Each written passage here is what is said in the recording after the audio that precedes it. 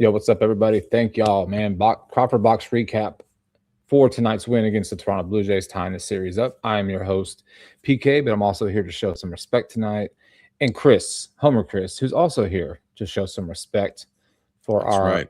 owner, GM, Jim Crane. I How's don't it know if you going, Chris? noticed, he is not a GM. He is the owner. Okay, so I'm Just letting you glad that know we that. cleared that up first. Now we can actually get into the recap of the Astros. So, headliner is that Jim Crane is the owner only, not the GM. Correct. Correct. Okay, and Correct. he does not have a shadow GM. Is that also correct? That is also correct. That is the word on the street that I've been being told multiple times. But hey, what do I know? I'm just a clown. No, you're So, also just an ungrateful fan. and Okay. I'm also an ungrateful fan as well. But hey, hopefully everybody has gotten over the nasty trade deadline hangover. I think everybody should be excited because our newest acquisition pitched a hell of a game tonight. If you weren't aware, we acquired Hayden Wisniewski from the IL for a player to be named later, hopefully not anytime soon. But that's pretty much what we got from Dana Brown. Was that, of course, all these players that we're getting back from injuries are like trade deadline acquisitions. So, Makes sense to me. PK, makes sense to me. PK, how did you think our brand new trade acquisition did tonight?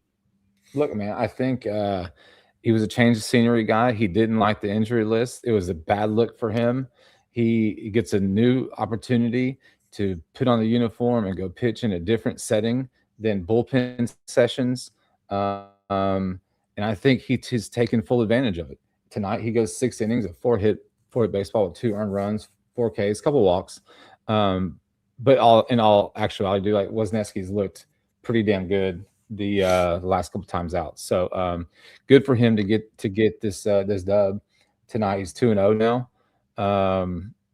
Look, dude. I mean, it could be it could be that that little anchor piece on that rotation. That Dana Brown talks about getting back at the deadline. So I'm happy for him, man. Local guy. I think he's from the Woodlands. So pretty pumped for him.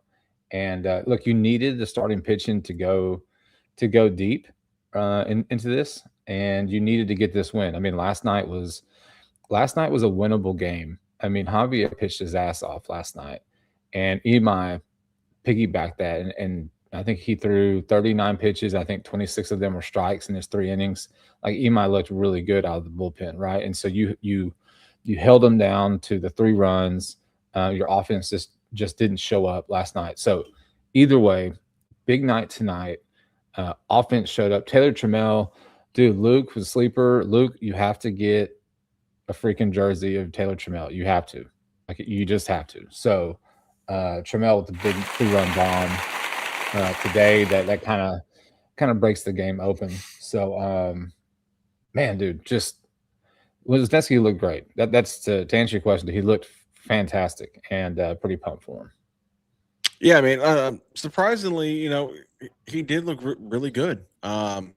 We kind of talked about this a couple nights ago about how his last start, you could definitely tell he was super nervous, but then he kind of like calmed down and relaxed. I thought he pitched really well tonight, and the offense, finally, gave him some runs. I mean, so you had the big hit by sleepers guy Taylor Trammell, who's continuing to prove why he should continue to stay in the lineup as the everyday left fielder, which I mean, I'm okay with. I mean, I don't hate the idea, but like you needed this bounce back after the sour taste in everyone's mouth about how um unepic the trade deadline was, and then you go when you lose, what was it, 3-1 last night. Mm-hmm. It was just a crappy end to end a not so satisfying day. So I Yep. felt like you needed to kind of bounce back and get a win tonight, which the Astros came in and took care of business. Yeah, you know what the big thing about tonight was that your five, can I do math here? Your 6, 7, 8, 9 hitters tonight are 7 for 14 with 7 RBIs. The bottom of your lineup Mm. is what handled the game tonight. Now, 3 of those runs were on the Taylor Trammell bomb out to right. Yonder Diaz had an RBI. He had 2 hits in the RBI. Altuve 3 for 4 with 2 runs and 2 ribs. I mean, but this is that type of game where, like, the top of your lineup Pena was over 3. Jordan, 1 for 4. Varsho, your newly acquired guy, 0 for 2. He did have 2 Yeah, two walks. walks. Yeah, He two had 2 walks. walks. So he worked. He battled up there. He looks kind of similar in the as far as seeing a lot of pitches, kind of like Paredes does, right? So that's definitely a good attribute that he has. Walker, doing Walker things, 1 for 4, with the K, and ground balls on double plays. But like the bottom of your lineup, that was tonight. That was your offense. And we said it already for the nighttime. Taylor Trammell was a big hit. They're just awesome. Just awesome. You're 12 out of 14, right? You've won 12 out of 14 now. You go for the rubber match win tomorrow. Big pitching matchup tomorrow. We talked about it on Sunday. Jordan, what's his name? Diesel against Cease tomorrow. Get the series win. And I know the Rangers were losing tonight to the Giants. I don't know if they ended up losing. But yeah, dude, just keep increasing the lead and keep increasing the lead. Because who do we have next? I forget who we have next. I don't know. I'll look it up. You go from there. All right. Thanks, man. I appreciate it. Yeah. What I really liked is one of the things that you highlighted on the bottom of the order. And, when you know that everything is clicking is when your top of your orders, the guys that you normally, come through for you, they all have, they all kind of have offers or kind of struggle hidden. Your bottom of the lineup picks you up. And that's when, things are starting to fire off on all cylinders is that, and that's some of the inconsistencies that we did not see earlier in the season, right? Where you would have, your top, 1 through 4 hitters would go like 0 for 14, and then it's matched by your bottom of the order going, 1 for 20. So the fact that the bottom of the lineup picked up the top portion of the lineup, you can't complain. Today was a very well played baseball game. Yeah. I don't know who came in after Wisniewski because I was kind of in and out. Sousa and De Los Santos pitched tonight. Okay, Sousa, De Los Santos. Yeah, man, like I said, there's really nothing to complain about. Today was a pretty complete baseball game outside of the fact that, again, 2 nitpick, but I'm not saying that this was a terrible thing. It's just the top of your lineup didn't really produce anything, but it's okay because the bottom portion of the lineup picked them up. So 2 thumbs up for me. I'm just here to show some respect. That's right. And look, your favorite stat for each game, runners in scoring position, yes. 5 for 10 tonight. Right? There you go, 50%. Recipe to win. Look, on Sunday, you were like 3 for 19, I think it was, or something like ridiculous. You still won, right? Yeah. But then we talked about on Sunday where it's like you won. I think we won by, what was the score? 7-3, I think, on Sunday. 7-3, yeah. And it could have been 13-3, right? But tonight you got 5 for 10. The bottom of your lineup picks up the top of the lineup. Man, just it's fun to watch, man. I'll tell you what, dude. Miles Straw was like an Astros killer tonight. He had like a double, triple. I think that was all it was. But because like the Blue Jays only had 5 hits and he had 2 of them. He was the only one. He was the only one in their lineup to have multiple hits tonight. Yeah, he kind of revitalized his career with Toronto because I know he was part of that not Jordan. Damn it, man! Now you gave it to me. He was part of the Diaz trade. That's correct. And he played a couple seasons in Cleveland. I think they DFA'd him, and then I don't know where he went after that. But then he ended up with Toronto last season. Played with them all the way through their deep playoff run last year, and just like he's the one that benefited for them moving Dalton Varsho. So, carpe diem, sees the opportunity. Dude, and he's a cheetah. We all know that. He's a cheetah on the base pass, right? So anything in the gap, he could easily turn it into 3. Some other news tonight. The Capitan got the clearance from the doctors to start taking some hacks. Carlos Correa. There's a chance, bro. There's a chance. He might just show back up. I just hope they don't rush him. That's it. Don't rush him. Just don't rush him. I'm okay with holding him off, and if this team continues to play the way they're playing, if he makes the playoff, he can hit in the playoffs. But I just don't want another situation where you bring him back like you did Paredes last year, and then you bring him back, he takes 3 swings, and he's done. I mean, so I mean, because Yeah, we're but gonna.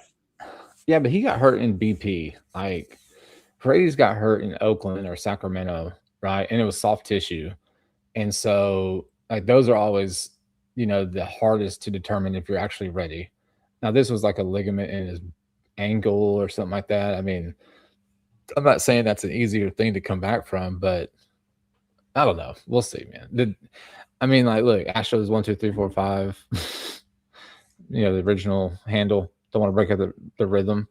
Um, it's like, I mean, you don't, but you have that presence. We know what playoff Correa is about, right? And I think now I think now more than ever that experience in the playoffs, that been there, that dog, I think would benefit the team. But you're right. Like, let's get through the rest of the regular season, run with the guys we have, and then if he comes back for the playoffs, hell yeah, it's just an added piece. It's another acquisition late in the season. Yeah, I'm telling you, That's man. how I don't know that's why how people. Dana I can don't know spin why it. people.